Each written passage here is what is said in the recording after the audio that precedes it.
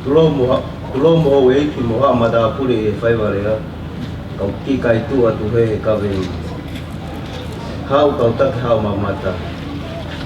kau tak mamata kau kolo ai ai tonga o kune to kondi ho taki fonua ki pas wiki o pe atu ki to pule anga kau tau mua tak mamata kene o atu lele mau inga fa fo fo taki fonua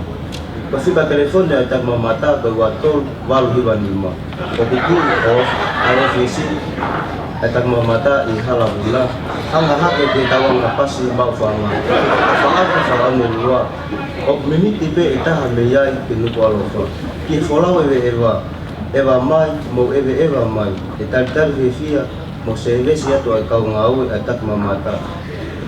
tenau o atu ai information ton to kaiti ki attract sini accommodation sini so friendly island rental mo restaurant wisa te foki a he ki api ko tori foka sio pe halo mo faka ngo mo kau sela fe aki ai mari ai tamai fefine ai kau taha taki mama ai kau ai tamai fefine ai taki mama isa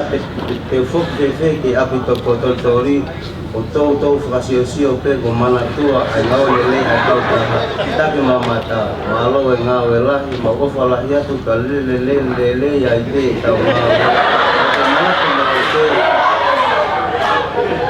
pada telephone wa friendly island tonga malo